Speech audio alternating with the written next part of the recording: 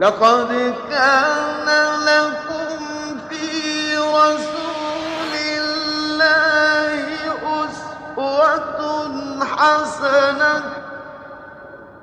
اعوذ باللہ من الشیطان الرجیم بسم اللہ الرحمن الرحیم اللہم صلی علی محمد وعلی آل محمد کما صلیت علی ابراہیم وعلی آل ابراہیم انک حمید مجید اللہم بارک علی محمد وعلی آل محمد کما بارکت علی ابراہیم وعلی آل ابراہیم انک حمید مجید اللہم رب اشرح لی صدری ویسر لی امری واحلل عقدۃ من لسانی یفقہوا قولی۔ ناظرین السلام علیکم۔ اللہ تعالیٰ آپ پر اپنی رحمتیں زیادہ کر دے، اپنی رحمتوں کی بارش برسا دے۔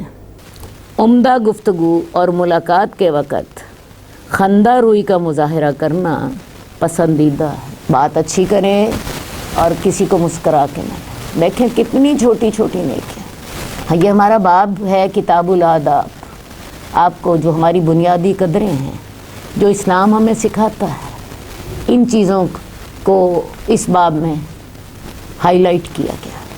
تو لہٰذا اچھی بات کریں اور مسکرا کے ملیں، یہ پسندیدہ بات ہے۔ قال اللہ تبارک و تعالی واخفض جناحک للمؤمنین، اے نبی آپ اپنا بازو مومنوں کے لیے جھکا دیں، عاجزی اختیار کریں۔ یہ اللہ تعالیٰ اپنے نبی سے فرما رہے ہیں وَلَوْ كُنْتَ فَظًّا غَلِيظَ الْقَلْبِ لَانفَضُّوا مِنْ حَوْلِكَ، اور اگر اے نبی آپ سخت دل ہوتے ہیں، سخت زبان والے ہوتے ہیں، تند خو ہوتے ہیں، تو صحابہ آپ کے آس پاس سے بھاگ جاتے۔ اللہ نے آپ کو ایسا بنایا کہ آپ خوش مزاج بھی تھے، خوش زبان بھی تھے، اچھی بات کرنے والے تھے، دعائیں دینے والے تھے، معاف کرنے والے تھے۔ تو اگر اے نبی آپ سخت زبان ہوتے، سخت دل ہوتے، سخت مزاج ہوتے، صحابہ آپ کے پاس نہ ٹکتے۔ تو آپ کی نرمی کی وجہ سے صحابہ جو ہیں وہ آپ کے ارد گرد نہ صرف جمع ہوئے بلکہ آپ پر جان دینے کے لیے بھی تیار تھے۔ تو یہ ہدایات اللہ تعالیٰ نے اپنے نبی کو دی، اور یہی ہدایات آپ کی امت کے لیے۔ حدیث نمبر 693 حضرت عدی بن حاتم سے روایت ہے، رسول اللہ صلی اللہ علیہ وسلم نے فرمایا آگ سے بچو اگرچہ کھجور کے ایک ٹکڑے کے ساتھ ہی۔ جو یہ بھی نہ پائے تو اچھی بات کے ذریعے سے بچے، چھوٹی سے چھوٹی نیکی اختیار کریں۔ کوئی غریب ترین آدمی ہے، کھجور کا ایک ٹکڑا اسے ملتا ہے، پوری کھجور بھی نہیں ملتی، آدھی کھجور ملتی ہے، وہ آدھی کھجور ہی صدقہ کر لے اور اپنے آپ کو آگ سے بچائے۔ اور اگر یہ بھی نہیں ملتی تو غریب آدمی کم از کم زبان سے تو اچھی بات کرتا ہے کہ اس کے بھی پیسے لگتے ہیں، زبان سے اچھی بات کریں۔ یہ زبان سے جو اچھی بات کرنا ہے یہ اتنا اہم ہے کہ اللہ تعالیٰ نے تورات کے جو 10 احکامات دیے تھے ان میں یہ حکم بھی دیا تھا وَقُولُوا لِلنَّاسِ حُسْنًا، لوگوں سے اچھی بات کرو، اور یہی حکم اللہ تعالیٰ نے مسلمانوں کو بھی دیا وَقُلْ لِعِبَادِي يَقُولُوا الَّتِي هِيَ أَحْسَنُ، میرے بندوں سے کہہ دو، جو میرے بندے ہیں جو مجھ پر ایمان لاتے ہیں، اچھی بات کرو۔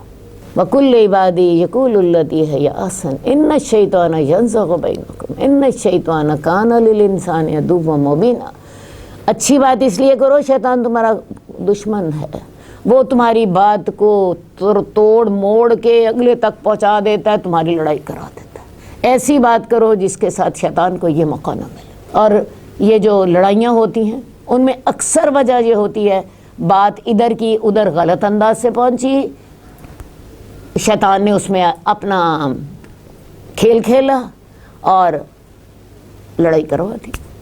تو لہٰذا اچھی بات کریں۔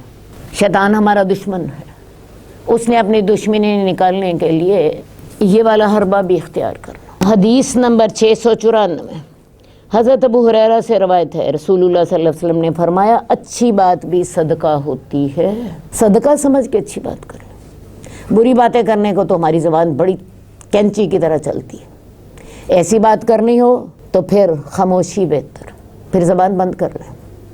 پیچھے ہم منافق کی صفات پڑھ کر آئے ہیں۔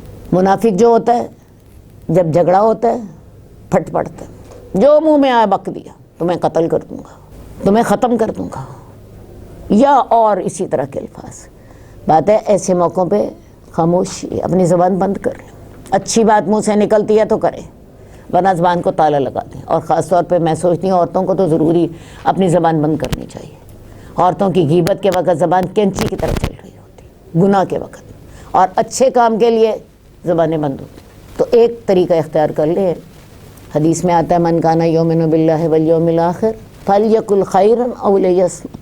جو اللہ پر ایمان لاتا ہے، آخرت کے دن پر ایمان لاتا ہے، اسے اچھی بات کرنی چاہیے، ورنہ خاموش رہنا چاہیے. سننے والے دیکھ لیں، اگر تو واقعی اللہ پر ایمان ہے اور آخرت کے دن پر ایمان ہے تو پھر اللہ کے رسول کا کیا حکم ہے.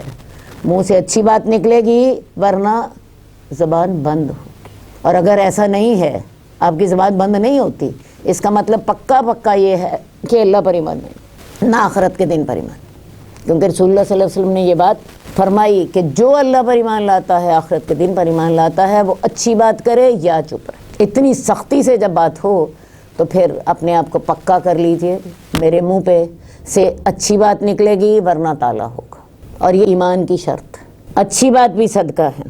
حدیث نمبر 695 حضرت ابو ذر سے روایت ہے، رسول اللہ صلی اللہ علیہ وسلم نے فرمایا کسی اچھے کام کو حقیر مت سمجھو، اگرچہ تمہارا اپنے بھائی کو خندہ پیشانی سے ملنا ہو، مسکرا کے ملنا بھی صدقہ. اور یہ ایک ایسی نیکی ہے جس کی ضرورت ہر امیر اور غریب کو ہے.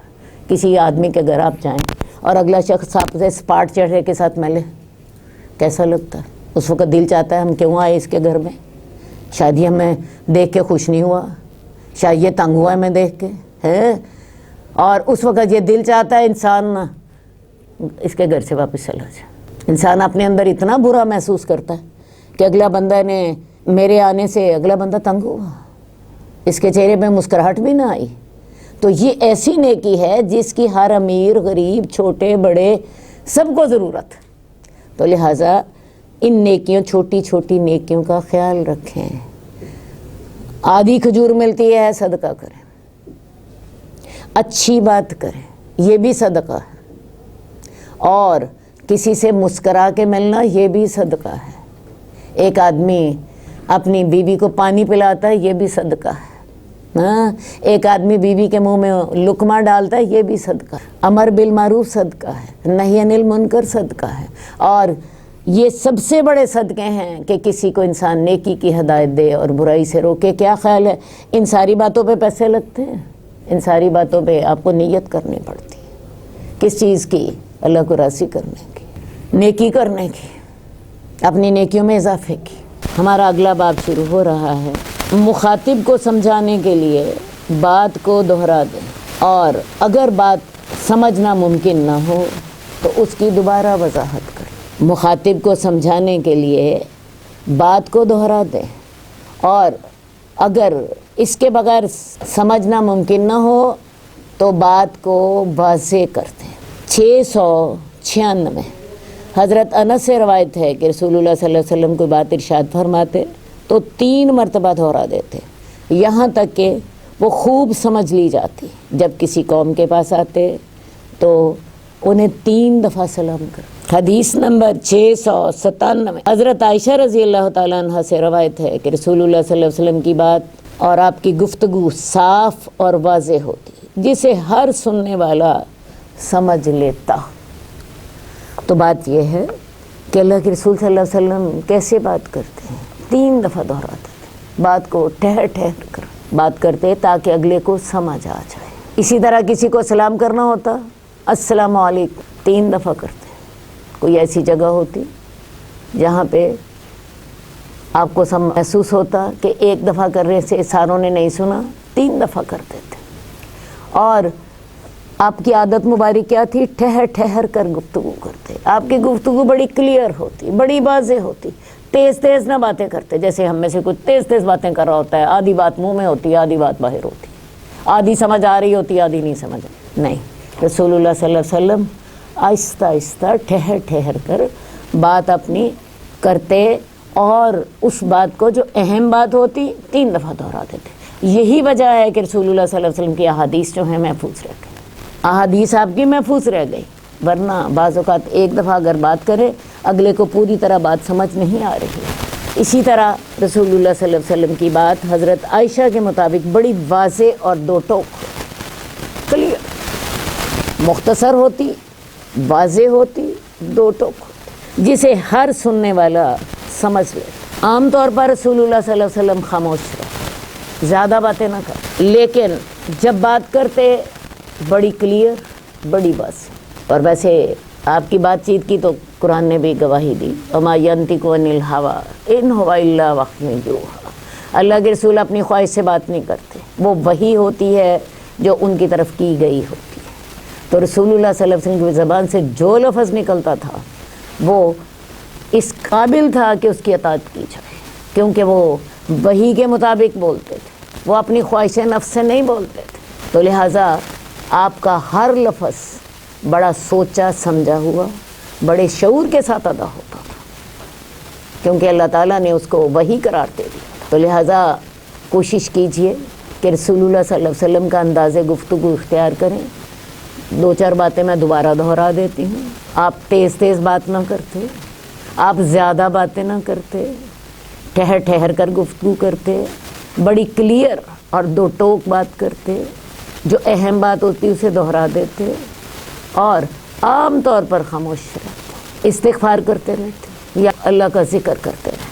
ہمارا اگلا باب شروع ہو رہا ہے اپنے ہم نشین کی جائز بات پر غور کرنے اور عالم کا اپنی مجلس کے حاضرین کو چپ کرانے کا بیان۔ یعنی انسان کو چاہیے کہ جو وہ بات سن رہا ہے اس پہ غور کرے، کیا بات کہی جا رہی ہے۔ اور ایک اور بات بھی آپ کو بتائی جا رہی ہے کہ جو شخص اپنی بات کر رہا ہو وہ یہ کہہ سکتا ہے کہ خاموش ہو جاؤ، کیونکہ جب تک خاموشی نہیں ہوگی اگلے کو بات آپ کی سنائی ہی نہیں دے گی، اس کو سمجھ ہی نہیں آئے گی۔ حدیث نمبر 698، حضرت جریر بن عبداللہ بیان فرماتے ہیں کہ مجھ سے رسول اللہ صلی اللہ علیہ وسلم نے حجۃ الوداع میں فرمایا لوگوں کو خاموش کرواؤ۔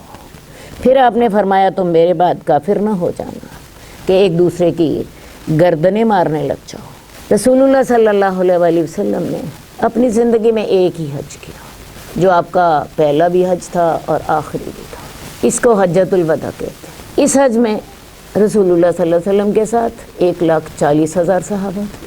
اللہ تعالیٰ نے آپ کی آنکھیں ٹھنڈی کی تھی کہ ایک وہ وقت تھا کہ جب آپ ایک ایک شخص کے ایمان کی خاطر پریشان رہتے تھے، اور ایک وقت تھا کہ جب تمام لوگ عام طور پہ آپ پر ایمان لا چکے تھے اور آپ کے جانثار بن چکے تھے۔ رسول اللہ صلی اللہ علیہ وسلم نے اس حج میں صحابہ کو دین ایک مجموعی لحاظ سے سمجھایا۔ پہلے تو یہ ہوتا تھا کبھی نماز کی آیات اتر آئیں، کبھی زکوٰۃ کی آیات اتر آئیں، کبھی صدقے کا حکم آ گیا، کبھی جہاد کا حکم آ گیا، لیکن اس میں رسول اللہ صلی اللہ علیہ وسلم نے تمام صحابہ کو جو آپ کے ساتھ حج کرنے کے لیے آئے تھے، دین کا ایک مجموعی جو نظام تھا، جو مجموعی احکامات تھے، ان کے بارے میں آپ کو بتایا۔ اور اس میں رسول اللہ صلی اللہ علیہ وسلم نے حضرت جریر سے کو حکم دیا کہ لوگوں کو خاموش کرو۔ اس دور میں لاؤڈ سپیکر نہیں ہوتے تھے، اندازہ کیجئے 1,40,000 صحابہ ہیں اور آپ نے انہیں اللہ کی بات بتانی ہے، تو حکم کیا تھا؟ خاموش ہو جاؤ۔ اور لوگ واقعی پن ڈراپ سائلنس کے ساتھ آپ کی بات سن رہے تھے، کیونکہ صحابہ جب رسول اللہ صلی اللہ علیہ وسلم کی بات سنتے تھے تو حدیث میں آتا ہے ہم ایسے سنتے تھے جیسے ہمارے سروں پہ پرندے بیٹھے، ہلتے بھی نہ تھے، اور واقعی ایسی صورت میں ہی اللہ کی رسول کی وہ بات سن سکتے تھے۔ ٹھیک ہے، درمیان میں کچھ مکبر بھی ہوتے تھے۔ مکبر سے کیا مراد ہے؟ آپ کی بات سن کے اگلے لوگوں کو پہنچا رہے ہوتے تھے اونچی آواز کے ساتھ، پھر آپ کی آواز سن کے اگلے لوگوں کو پہنچا رہے ہوتے تھے، لیکن یہ کام بڑے سسٹمیٹک طریقے سے ہو رہا ہوتا تھا۔ تو لوگوں کو خاموش کراؤ، اور پھر فرمایا میرے بعد کافر نہ ہو جانا کہ ایک دوسرے کی گردنیں مارنے لگ جاؤ۔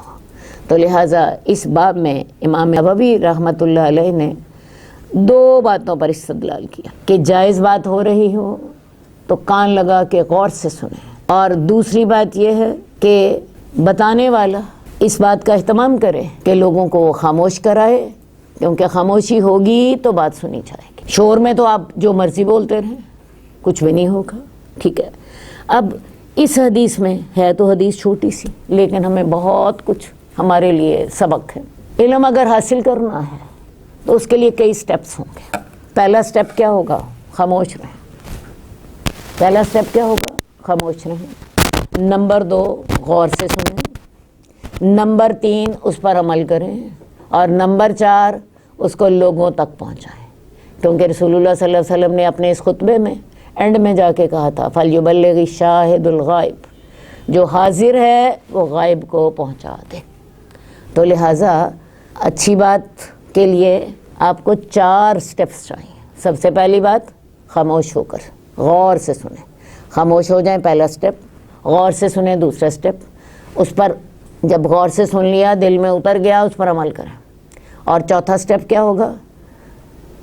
اس پیغام کو دوسروں تک پہنچائیں، کیونکہ تواسی بالحق بھی جو ہے یہ بھی ضروری ہے، سمجھ آئیے؟ یہ بھی ایک مسلمان کی ذمہ داری ہے۔ باب الوعظ والاقتصاد فیہ، واعظ و نصیحت اور اس میں میانہ روی کا بیان، یعنی لوگوں کو نصیحت کرنی چاہیے اعتدال کے ساتھ۔ قال اللہ تبارک و تعالی ادعو الی سبیل ربک بالحکمت والموعظۃ الحسنۃ، اپنے رب کے راستے کی طرف حکمت کے ساتھ اور اچھی نصیحت کے ساتھ دعوت دیجیے۔ اس آیت میں اللہ تعالیٰ نے دائی کے لیے بڑے بنیادی اصول ہمارے سامنے رکھ دیے۔ عام طور پر لوگوں کے 3 طبقے ہوتے ہیں۔ ایک طبقہ وہ ہوتا ہے جو آپ کی بات سنتا ہے اور معقول بات کو تسلیم کر لیتا ہے۔ ایسے لوگوں کو حکمت کے ساتھ بات سمجھائیں، بڑے اچھے انداز کے ساتھ، اچھے ماحول میں، اگلے کے مینٹل لیول کے مطابق اس کو بات سمجھائیے، دلیل کے ساتھ، نرمی کے ساتھ، وہ آپ کی بات قبول کر لے گا۔ دوسرا طبقہ وہ ہوتا ہے جو عام طور پہ غفلت کا شکار ہوتا ہے، بے پرواہ ہوتا ہے۔ ایسے لوگوں کو اچھی نصیحت کیجیے، بڑے مؤثر انداز میں بات کریں جو ان کے دل میں اتر جائے۔ اور تیسرے وہ لوگ ہوتے ہیں جو حق کو نہ ماننے والے ہوتے ہیں، ان کے لیے اللہ تعالیٰ نے ایک تیسری نصیحت کی ہے جو اسی آیت کے آگے آ رہی ہے، وَجَادِلْهُمْ بِالَّتِی ہِیَ احسن، ان کے ساتھ بڑے شائستہ طریقے کے ساتھ بحث کیجیے۔ تو ان طریقوں کے ساتھ آپ دین کی دعوت دے سکتے ہیں، لیکن دین کی دعوت کے لیے سب سے بڑی خوبی اگلے کے لیے خیر خواہ ہونا۔ نصیحت نام ہی خیر خواہی کا ہے، نصیحت کا لغوی معنی ہی خیر خواہی ہے۔ جب تک دل میں خیر خواہی نہ ہو، کوئی انسان کسی کو دین کی دعوت دیتا ہی نہیں۔ تو آپ کی جو دین کی دعوت ہے اس میں بنیادی عنصر کس چیز کا ہونا چاہیے؟ خیر خواہی کا۔ اگلے کے ساتھ ایسے انداز میں بات کیجیے کہ اگلے کو احساس ہو یہ شخص میری خیر خواہی کر رہا ہے، میری ہمدردی کر رہا ہے، میرا فائدہ سوچ رہا ہے۔ تو باقی ان 3 طبقوں کے ساتھ میں نے آپ کو بتایا کہ جو طبقہ سمجھدار ہے، ذہین ہے، اس کو حکمت کے ساتھ سمجھائیے۔ جو بے پرواہ ہے، غافل ہے، اسے اچھی نصیحت کے ساتھ مؤثر طریقہ اختیار کریں۔ اور جو جاہل طبقہ ہے یا دین کا مخالف ہے، منکر ہے، اس کے ساتھ وَجَادِلْهُمْ بِالَّتِی ہِیَ احسن، بڑے اچھے طریقے کے ساتھ، بڑے شائستہ انداز کے ساتھ ان کے ساتھ بحث کریں، ان کے جو غلط کانسیپٹ ہیں ان کو کلیئر کریں۔ لیکن ان سب کی بنیاد میں نے آپ کو بتایا خیر خواہی۔ خیر خواہی اس میں واضح نظر آنی چاہیے، انداز نرم ہونا چاہیے۔ انداز نرم ہو، خیر خواہی کا رنگ غالب ہو، اگلے کے اوپر چڑھائی نہ کریں، اگلے کے اوپر پتھر نہ ماریں اس کو، اور اس کے ساتھ جتنی بہتر طریقے سے اسے دین کی دعوت دے سکتے ہیں اتنے بہتر طریقے سے دین کی دعوت دیں۔ حدیث نمبر 699، حضرت ابو وائل شقیق بن سلمہ بیان کرتے ہیں کہ ہمیں حضرت عبداللہ بن مسعود ہر جمعرات کو ایک مرتبہ واعظ و نصیحت فرمایا کرتے تھے۔ تو ان سے ایک آدمی نے کہا، اے ابو عبد الرحمن، میری بڑی خواہش ہے کہ آپ ہمیں روزانہ واعظ فرمایا کریں۔ آپ نے فرمایا مجھے روزانہ واعظ کرنے سے یہ چیز روکتی ہے کہ میں تمہیں اکتاہٹ میں ڈالنا پسند نہیں کرتا، میں واعظ و نصیحت میں تمہارا خیال رکھتا ہوں، جس طرح رسول اللہ صلی اللہ علیہ وسلم ہمارا خیال رکھتے تھے کہ ہم اکتا نہ جائیں۔ تو عبداللہ بن مسعود آپ کو پتہ ہے مفسر قرآن ہے، قرآن کی بہترین قاری بھی تھے اور قرآن کے معنی کو بھی بڑے اچھا سمجھتے تھے۔ یہ کہ فرمایا کرتے تھے کہ مجھے ہر صورت کے بارے میں علم ہے کہ یہ کہاں نازل ہوئی، کب نازل ہوئی، اور اگر مجھے علم ہو جائے کہ فلاں شخص میرے سے زیادہ جانتا ہے تو میں اس کے پاس بھی جا کے تو اس سے سیکھ لوں گا۔ اتنا زیادہ ان میں ان چیزوں کا شوق تھا۔ بہرحال وہ ہر جمعرات کو واز کیا کرتے تھے، درس دیا کرتے تھے۔ ایک شخص نے ان سے کہا کہ آپ ہمیں روز درس دیا کریں، تو عبداللہ بن مسعود کہنے لگے بات یہ ہے کہ میں چاہتا ہوں کہ تم اکتا نہ جاؤ، میں تمہارا شوق برقرار رکھنا چاہتا ہوں۔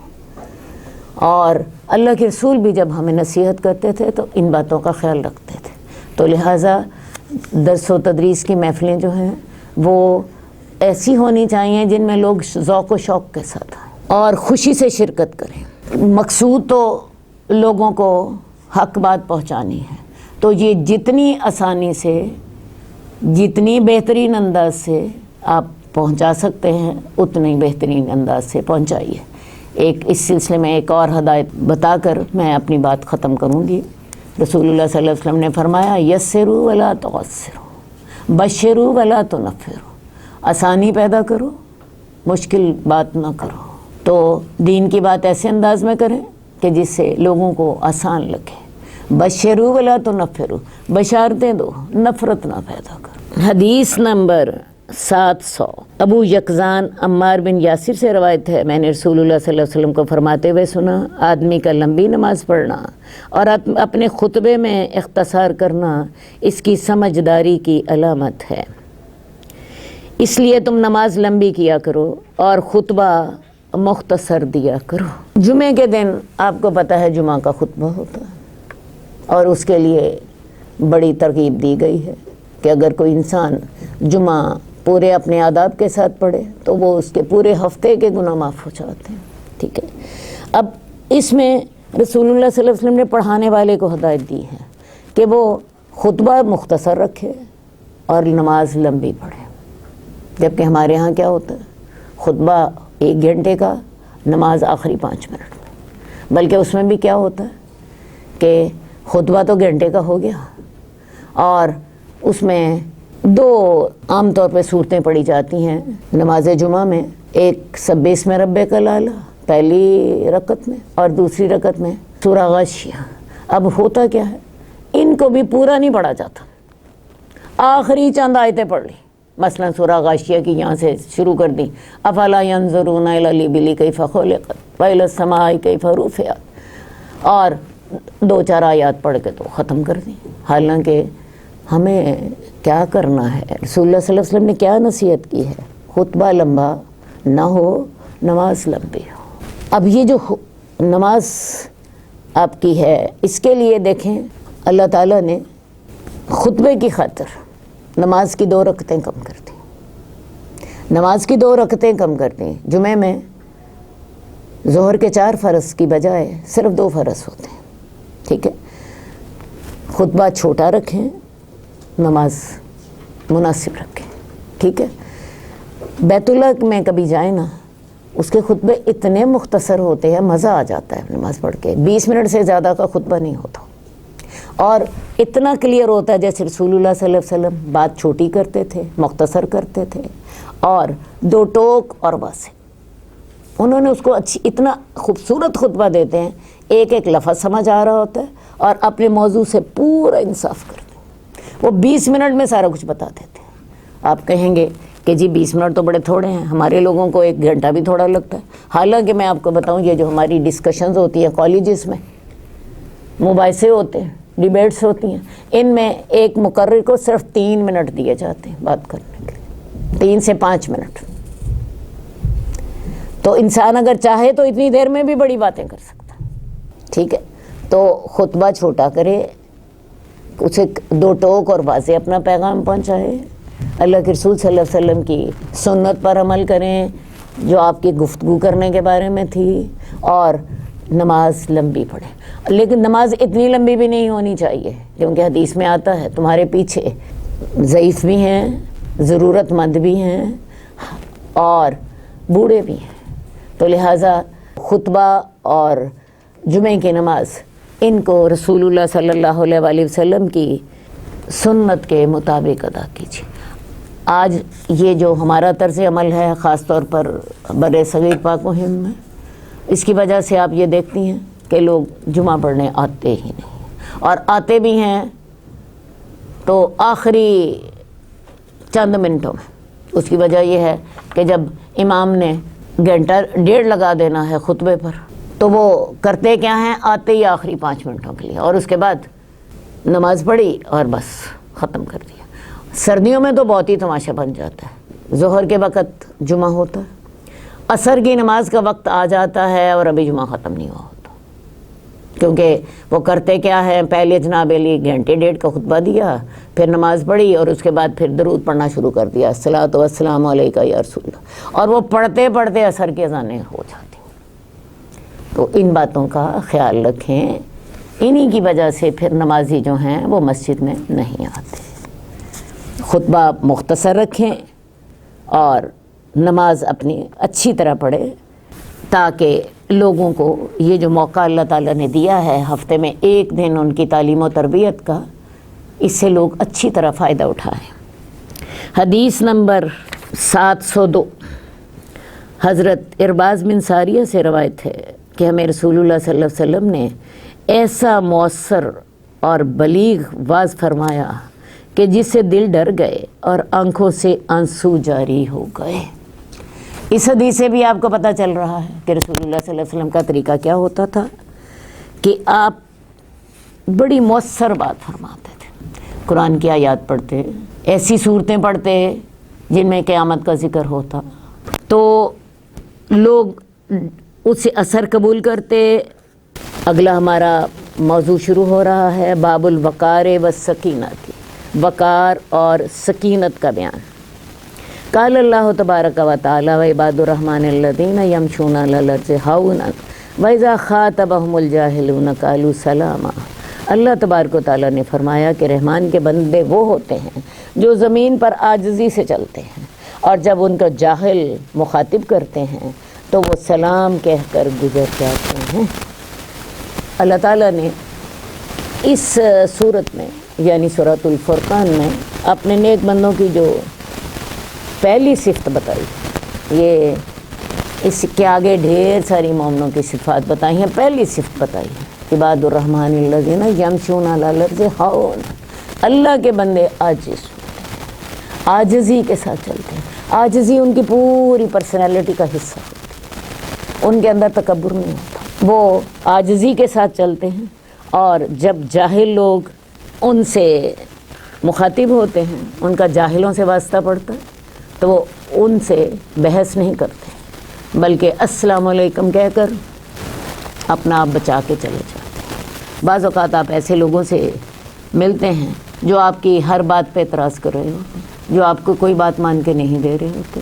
ایسے موقع پر بڑا بہتر ہوتا ہے انسان اپنی بات ختم کرے، اگلے کو اپنی بات اس موقع پر سنائیے جب اگلا سننے کو تیار ہے اور اس سے اثر لینے کو تیار ہے، اور جب آپ دیکھ رہے ہوں حالات ایسے نہیں ہیں، اگلا اعتراض پہ اعتراض کیے جا رہا ہے اور اعتراض برائے اعتراض کیے جا رہا ہے، تو پھر ایسا کریں اپنی بات ختم کر لیں، موقع کی تلاش میں نہیں، اللہ پھر کوئی موقع دیں گے پھر بات کریں۔ یہ وقار کے خلاف۔ حدیث نمبر 703 حضرت عائشہ رضی اللہ تعالیٰ عنہ بیان فرماتی ہیں کہ میں نے کبھی رسول اللہ صلی اللہ علیہ وسلم کو کہکا لگا کر ہنستے ہوئے نہیں دیکھا کہ آپ کے گلے کے کوے نظر آنے لگ جائیں، آپ صرف مسکرا دیا کرتے تھے۔ ٹھیک ہے جی، یہ تھا آپ کا انداز گفتگو اور آپ کے وقار کا بیان، کیونکہ ہمارا باب ہے وقار اور سکینت کا بیان، تو اللہ کے رسول صلی اللہ علیہ وسلم ہمیشہ باوقار رہتے، کبھی کہہ کے لگا کے نہ ہنستے۔ آپ کا انداز کیا ہوتا؟ ہر وقت مسکراتے رہتے۔ صحابہ کہتے ہیں ہم نے رسول اللہ صلی اللہ علیہ وسلم سے زیادہ مسکرانے والا کسی کو نہیں دیکھا، ہر وقت مسکراتے رہتے لیکن کہہ کا لگا کے نہ ہنستے۔ کہہ لگا کے آپ جب ہنسے ہیں تو وہ واقعات تاریخ میں محفوظ کر رہی ہیں۔ ایسے واقعات جو ہیں وہ چند بہت تھوڑے سے ہیں جن میں رسول اللہ صلی اللہ علیہ وسلم کہہ لگا کر ہنسے۔ بازار میں کتابیں مل جاتی ہیں کہ رسول اللہ صلی اللہ علیہ وسلم کے آنسو بھی اور رسول اللہ صلی اللہ علیہ وسلم کی ہنسی بھی۔ ٹھیک ہے جی، تو عام طور پہ آپ کہہ لگا کر نہ ہنستے، قوے کہتے ہیں ہمارے جو گلے کے یہ جو سانس کی نالی کے اوپر ایک ڈھکن ہوتا ہے، آپ ذرا زیادہ منہ کھولیں تو وہ آپ کو لٹکتا ہوا نظر آتا ہے، تو اتنا نہ آپ ہنستے کہ آپ کے گلے کے قوے نظر آتے۔ رسول اللہ صلی اللہ علیہ وسلم کی چال بھی یہ تھی کہ آپ یوں لگتا جیسے بلندی سے نیچے اتر رہے ہیں، اور خوش اخلاقی کا مظاہرہ کرتے، ہر موقع پر مجلس میں بیٹھے ہوتے سب سے زیادہ باوقار رہتے، زیادہ ہنسنے سے انسان کا وقار اور اس کا رعب ختم ہو جاتا، تو رسول اللہ صلی اللہ علیہ وسلم اس بات کا اہتمام فرماتے ہیں۔ اگلا ہمارا باب شروع ہو رہا ہے، نماز، علم اور اس قسم کی دیگر عبادات کی طرف سکون اور وقار کے ساتھ آنا مستحب ہے۔ نماز کے لیے بھی آؤ، دوڑتے ہوئے نہ آؤ، بھاگتے ہوئے نہیں آؤ، سکون کے ساتھ آؤ۔ اسی طرح درس و تدریس کی محفل میں جانا ہے، آپ کی کلاس لیٹ ہو رہی ہے، یہاں پہ دین پڑھا جا رہا ہے، تو اس کی طرف بھی بھاگ کر نہیں آؤ، سکون اور وقار اس وقت بھی اس کا خیال رکھو۔ قال اللہ تبارک و تعالی من یعظم شعائر اللہ فإنها من تقوی القلوب۔ اللہ تعالیٰ نے فرمایا کہ جو شخص اللہ کی شاعر کی تعظیم کرتا ہے تو یہ دلوں کی پرہیزگاری میں سے ہے۔ شعار سے مراد ہمارے دینی امتیازات، اس سے مراد ایسی چیزیں بھی ہو سکتی ہیں، مثال کے طور پہ قرآن مجید، مثال کے طور پہ داڑھی، مثال کے طور پہ حجاب، مثال کے طور پہ بیت اللہ، اور اس سے دین کے اوامر و نہی بھی مراد ہے، اللہ تعالیٰ کے وہ احکامات جن کا اللہ تعالیٰ نے سختی سے حکم دیا اور جن سے اللہ نے سختی سے روکا۔ تو جو ان کی تعظیم کرتا ہے تو یہ دلوں کے تقوی سے اس کا تعلق ہے۔ حدیث نمبر 704، ابو ہریرہ رضی اللہ تعالیٰ عنہ سے روایت ہے کہ میں نے رسول اللہ صلی اللہ علیہ وسلم کو فرماتے ہوئے سنا کہ جب نماز کھڑی ہو جائے تو تم اس کے لیے دوڑتے ہوئے نہ آؤ، چلتے ہوئے آؤ، سکون اختیار کرو۔ جو نماز امام کے ساتھ پا لو وہ پڑھ لو، اور جو فوت ہو جائے اسے پورا کر دو۔ نماز باجماعت کے لیے بھی آنا ہے، انسان جی بڑے شوق سے آ رہا ہے، جلدی جلدی مجھے رکعت مل جائے، میری رکعت نہ ضائع ہو جائے، لیکن اللہ کے رسول کا کیا حکم ہے؟ نہیں، بھاگ کے نہیں آنا، سکون کے ساتھ، وقار کے ساتھ آنا۔ تو میں اس وقت بھی اپنے سکون اور وقار کا خیال رکھنا چاہیے، حالانکہ ادھر سے لالچ یہ ہے میری رکعت رہ جائے، لیکن اللہ کے رسول کا حکم بھائی نہیں، رکعت رہ جاتی ہے تو رہ جائے، کوئی بات نہیں، بعد میں پوری کر لیں۔ جتنی امام کے ساتھ نماز ملتی ہے اس کے ساتھ شامل ہو جاؤ۔ ویسے بھی امام کے ساتھ نماز پڑھنے کا طریقہ کیا ہوتا ہے؟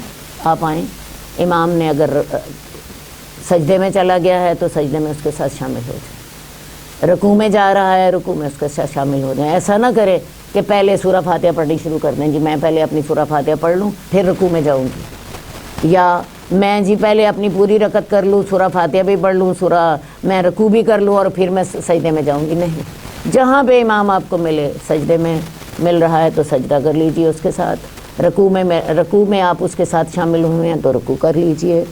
جو آپ کو نماز مل جاتی ہے وہ اس کے ساتھ ادا کر لیں، جو باقی رہ جاتی ہے وہ بعد میں پوری کر لیں، ٹھیک ہے؟ اتنی بات آپ کو میں بتا دیتی ہوں کہ اگر امام کے ساتھ آپ کو رکوع مل جاتا ہے، مثال کے طور پہ آپ آئے ہیں تو امام قیام کر چکا ہے اور قیام کر کے وہ اللہ اکبر اس نے کہہ دی رکوع میں جانے کے لیے، آپ کو رکوع مل گیا، آپ کو رکعت مل گئی، یہ فائدہ آپ کو جماعت کو، آپ کو رکعت مل گئی۔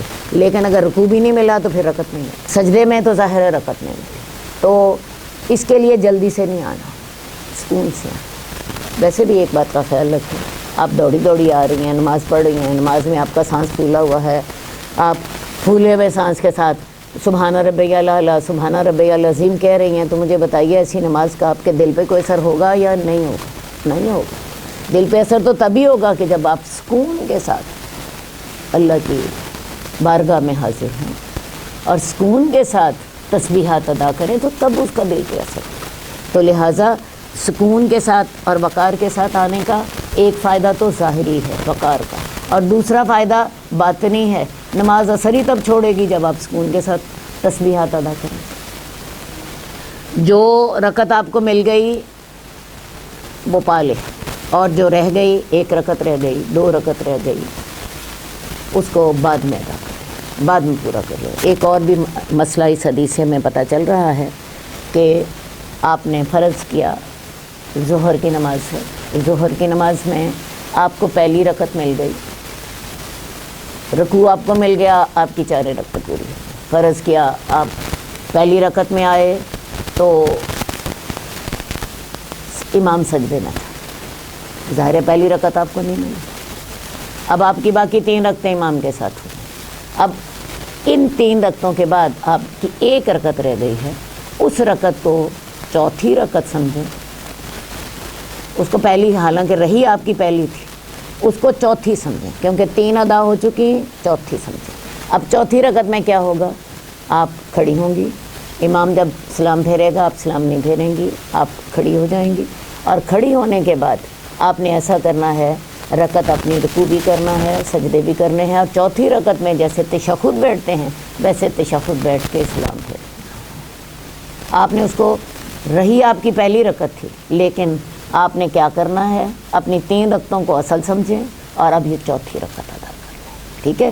اسی طرح فرض کیا مغرب کی نماز ہے، مغرب کی نماز میں آپ کو جی تیسری رکعت فرض کیا ملی ہے، اب تیسری رکعت ملنے کے بعد آپ کو 1 رکعت ملی تھی، وہ اس کو سمجھ لیں آپ کی 1 رکعت ہوئی ہے، اب باقی آپ کی 2 رکعتیں ہیں، دوسری آپ کی جو رکعت ہے وہ دوسری رکعت ہوگی، اور آپ کو پتہ ہے دوسری رکعت میں اتحیات پڑھتے ہیں، آپ نے دوسری رکعت میں بھی اتحیات بیٹھنا ہے اور پھر تیسری رکعت میں بھی اتحیات پڑھنا ہے۔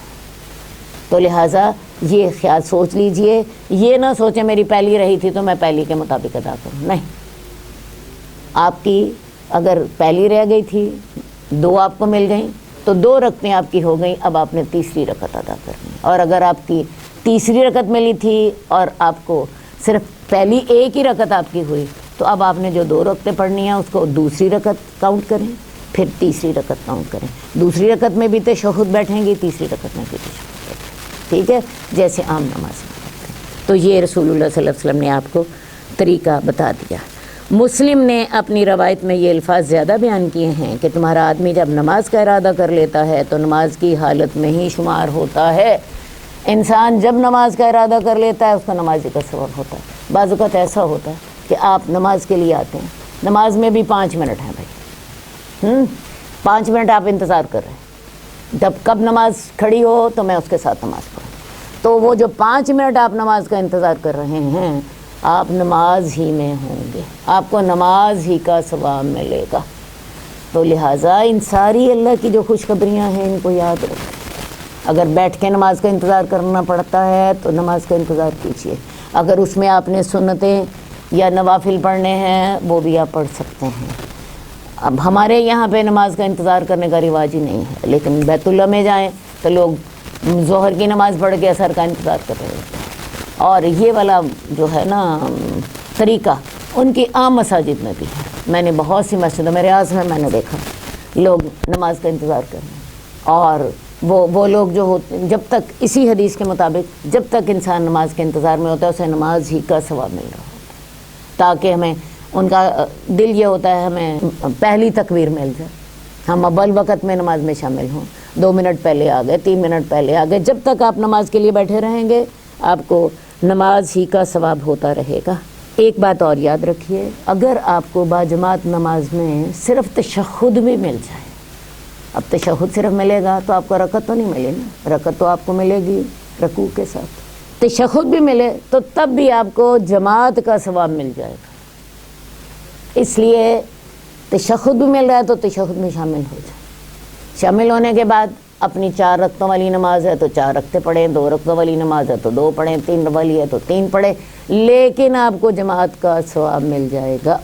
اس لیے جماعت کا ثواب آپ کو پتہ ہے عام نماز سے 25 گنا زیادہ ہوتا ہے۔ حدیث نمبر 705 حضرت عبداللہ بن عباس سے روایت ہے، وہ عرفہ کا دن رسول اللہ صلی اللہ علیہ وسلم کے ساتھ عرفات سے واپس لوٹ رہے تھے کہ رسول اللہ صلی اللہ علیہ وسلم نے اپنے پیچھے سخت ڈانٹ مار اور اونٹوں کی آواز سنی تو آپ نے اپنے کوڑے کے ساتھ ان کی طرف اشارہ کر کے فرمایا، اے لوگو سکون اختیار کرو، اس لیے کہ تیز رفتاری نیکی نہیں ہے۔ اب پچھلی حدیث میں نماز کے بارے میں بتایا تھا کہ نماز کے لیے بات کرنا ہو، اس حدیث میں بتایا ہے کہ عام زندگی میں بھی آپ کو تیز رفتاری نہیں کرنی، ٹھیک ہے۔ خاص طور پہ یہ واقعہ ہے کہ جب رسول اللہ صلی اللہ علیہ وسلم عرفات سے واپس لوٹ رہے تھے، آپ کو پتہ ہے عرفات میں ہمیں سورج غروب ہونے تک رہنا ہوتا ہے، سورج غروب ہونے کے بعد وہاں سے مزدلفہ کے لیے روانہ ہونا ہوتا ہے۔ تو رسول اللہ صلی اللہ علیہ وسلم جا رہے تھے تو آپ نے دیکھا کہ پیچھے لوگ اپنے اونٹوں کو مار رہے تھے تاکہ وہ ذرا تیز چلے، ٹھیک ہے، اور ان کی ڈانٹ کی آواز بھی آ رہی تھی اور ساتھ ہی اونٹوں کی آواز بھی آ رہی تھی ان کے چیخنے کی بھی، ٹھیک ہے جی۔ تو رسول اللہ صلی اللہ علیہ وسلم نے اس وقت حکم دیا تھا، لوگوں سکون اختیار کرو، سکون سے چلو، تیز رفتاری اچھی نہیں ہے۔ اور یہ اس کا حکم خاص طور پہ حج کے ساتھ زیادہ ہے، کیونکہ جب آپ تیز رفتاری کرتے ہو تو پھر جھگڑا ہوتا ہے، اور حج میں جدال سختی سے منع ہے۔ حج میں جدال سختی سے منع ہے کیونکہ وہاں ہر جگہ انسانوں کا بے پناہ ہجوم ہوتا ہے، اور بعض اوقات اسی طرح لوگ ایک دوسرے کے پاؤں کے نیچے آ کر ختم ہو جاتے ہیں۔ تو حج میں خاص طور پہ ڈسپلن کی ضرورت، صبر و ضبط کی ضرورت، اسی طرح جیسے حج میں ضرورت ہے، اسی طرح جہاں پہ زیادہ لوگ اکٹھے ہوں وہاں پہ زیادہ ڈسپلن کی ضرورت ہے۔ آپ نے دیکھا ہوگا بعض اوقات زیادہ جہاں پہ زیادہ لوگ اکٹھے ہوتے ہیں لوگ ایک دوسرے کے نیچے کچلے جاتے ہیں، نہ بھی کچلے جائیں تو ہوتا کیا ہے، کسی کا پاؤں کسی کے نیچے آ رہا ہوتا ہے، کسی کو دھکا دے رہا ہوتا ہے۔ انہی موقعوں پر ان ہدایات کی ضرورت ہوتی ہے۔ مسلمان ہر موقع پر صبر و ضبط کا پابند ہے۔ کیا خیال ہے، یہ ساری ہدایات جو آج ہم نے کتاب الآداب پڑھی ہے، ان کا ہدایات کا کوئی فائدہ ہے ہماری زندگی میں دنیاوی طور پہ؟ اللہ کے ہاں تو دیکھو جی اجر ہی اجر ہے، ہم رسول اللہ صلی اللہ علیہ وسلم کی سنت پر عمل کریں گے، لیکن یہ یقین رکھیے کہ دین کی ہر ہدایت ہمارے مفاد کے لیے ہوتی ہے۔ ہمارا اس کے ساتھ کتنا دنیاوی طور پہ فائدے ہوتے ہیں، میرا خیال ہے آپ اس کا خود جائزہ لے سکتے ہیں۔ اللہ تعالی ہمیں ان باتوں کو اپنے دل میں اتارنے کی توفیق دے، ان کو اپنے جسم اور جان کا حصہ بنانے کی توفیق دے، اس پر عمل کرنے کی توفیق دے۔ باب اکرام الضیف، مہمان کی عزت اور تکریم کرنے کا بیان۔ قال اللہ تبارک و تعالی هل اتاک حدیث ضیف ابراہیم المکرمین اذ دخلوا علیہ فقالوا سلاما قال سلام قوم منکرون فراغ الى اہلہ فجاء بعجل سمین فقربہ الیہم قال الا تاکلون۔ اللہ تبارک و تعالی فرماتے ہیں، کیا تیرے پاس ابراہیم کے معزز مہمانوں کی بات پہنچی ہے؟ جب وہ ان کے پاس گئے تو انہوں نے اسے سلام کیا، اور حضرت ابراہیم نے بھی جواب میں کہا سلام، اور کہا کہ یہ انجانے لوگ ہیں۔ پھر اپنے گھر کی طرف چلے اور ایک موٹا بچڑا بھون کر لائے اور ان کو پیش کیا، اور فرمایا تم کھاتے کیوں نہیں؟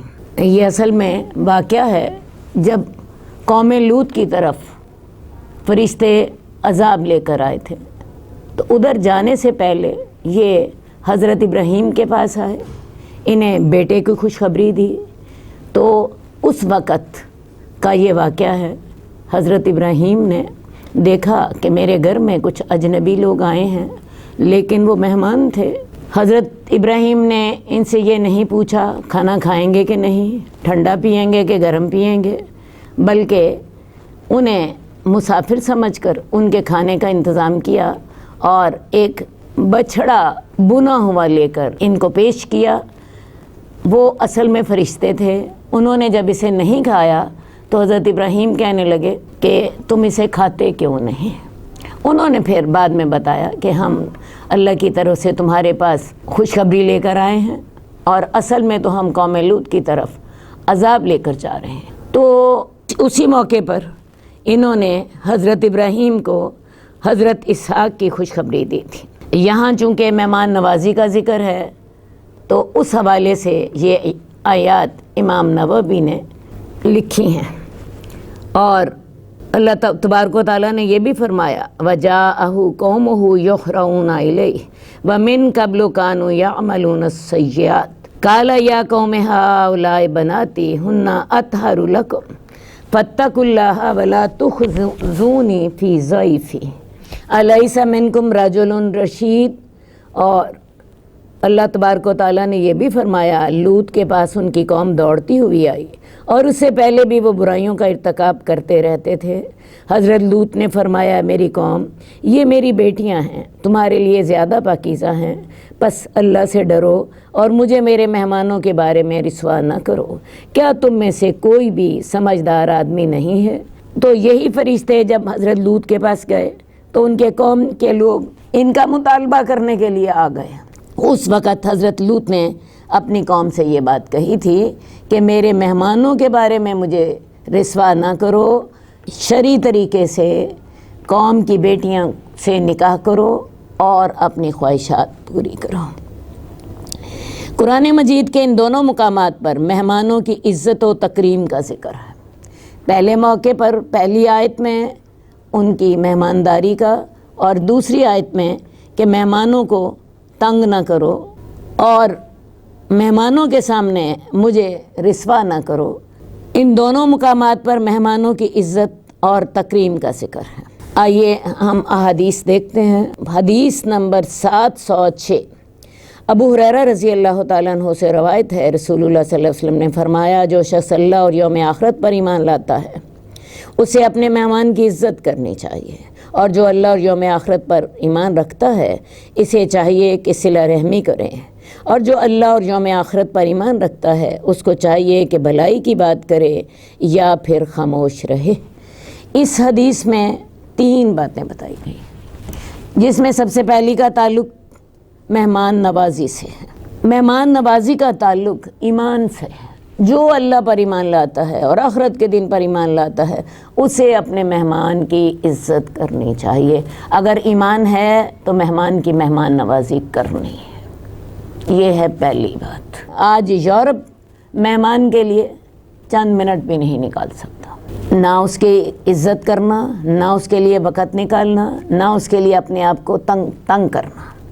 اگر تو مہمان وقت پر آ گیا تو ٹھیک ہے، ورنہ وہ اپنے گھر پر یہ چٹ لگا کے چلے جاتے ہیں کہ جی اب ہم جا رہے ہیں۔ تو مہمان نوازی مسلم معاشروں کا خصوصی امتیاز ہے۔ مہمان اللہ کی رحمت ہوتا ہے، اور جس شخص کا بھی اللہ پر ایمان ہے، آخرت کے دن پر ایمان ہے، اسے مہمان کی عزت کرنی چاہیے۔ دوسری بات یہ ہے کہ جو شخص اللہ پر ایمان لاتا ہے اور آخرت کے دن پر ایمان لاتا ہے اسے صلہ رحمی کرنی چاہیے۔ صلہ رحمی سے کیا مراد ہے؟ اپنے رشتہ داروں سے حسن سلوک، ان کی تکلیفوں پہ درگزر، ان کے ساتھ جڑنے کی کوشش کرتے رہنا، ان کے ساتھ نیکی کرنا۔ اور صلہ رحمی یہ نہیں ہے کہ جو آپ کے ساتھ جڑے تو آپ اس کے ساتھ جڑ جائیں، بلکہ صلہ رحمی یہ ہے صل من قطع کا، اس کے ساتھ جڑو جو تم سے کٹتا ہے، بات من حرم کا، اس کو دو جو تمہیں محروم کرتا ہے، واعف عن من ظلمک، اور اس کو معاف کر دو جو آپ پہ ظلم کرتا ہے۔ یہ ہے صلہ رحمی۔ ورنہ عدلے کا بدلہ تو سارے لوگ ہی کر لیتے ہیں، تو جو کٹے اس سے جڑو، جو تمہیں نہ دے اس کو تم دو، اور جو تم پہ زیادتی کرے اس کو درگزر سے کام لو۔ اور تیسری بات کہ جو شخص اللہ اور آخرت کے دن پر ایمان لاتا ہے اسے چاہیے کہ اچھی بات کہے ورنہ خاموش رہے۔ یہ زبان جو ہے یہ ہمارے لیے بہت سی نیکیوں کا باعث بھی بنتی ہے اور بہت سے فساد کے دروازے بھی کھولتی ہے۔ اسی زبان سے ہم اللہ کی حمد بیان کر سکتے ہیں، امر بالمعروف کر سکتے ہیں، نہی عن المنکر کر سکتے ہیں، اور اسی زبان سے جھوٹ، تہمت، غیبت، چغلی، بہتان لگا کر معاشرے میں فساد کے دروازے بھی کھول سکتے ہیں۔ تو جو شخص واقعی اللہ اور آخرت کے دن پر ایمان رکھتا ہے اسے چاہیے اس زبان سے نیکی کے کام لے، ورنہ اپنی زبان کو تالا لگا لے، ورنہ اپنی زبان کو بند رکھے۔ پہلی شریعتوں میں چپ کا روزہ ہوتا تھا، یہ ہمیں قرآن مجید سے پتہ لگتا ہے کہ جب حضرت مریم کو اللہ تعالیٰ نے حضرت عیسیٰ عطا فرمائے تو ان سے یہ بھی کہا تھا فَإِمَّا تَرَيِنَّ مِنَ الْبَشَرِ أَحَدًا فَقُولِي إِنِّي نَذَرْتُ لِلرَّحْمَنِ صَوْمًا فَلَنْ أُكَلِّمَ الْيَوْمَ إِنسِيًّا، کہ اگر تو کسی کو دیکھے تو اس کو اشارے سے کہہ دینا میں نے چپ کا روزہ رکھا ہوا ہے اور میں آج کے دن کسی سے بات نہیں کروں گی۔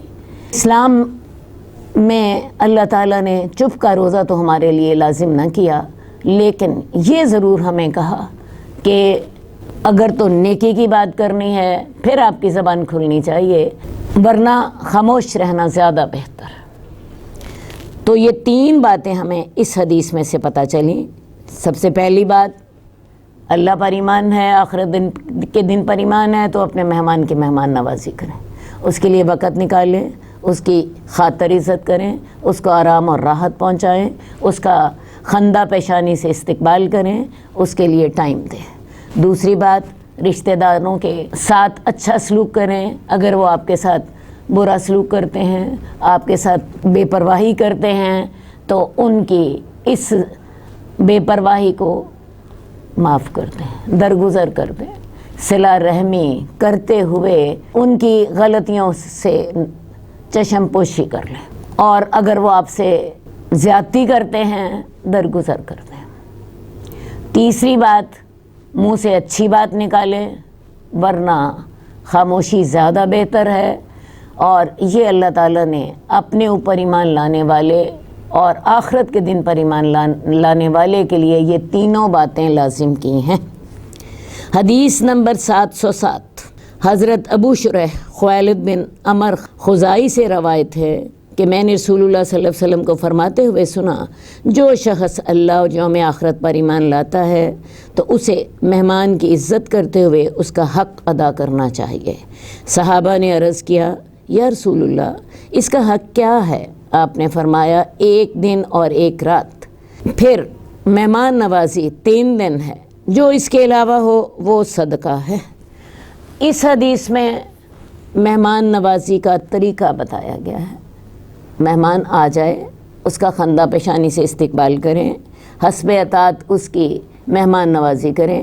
پہلے دن اور رات بہترین مہمان نوازی کریں، جتنی آپ کی استطاعت ہو، ہر شخص اپنی طاقت کے مطابق پہلے 24 گھنٹوں میں اس کی اچھی طرح سے مہمان نوازی کریں۔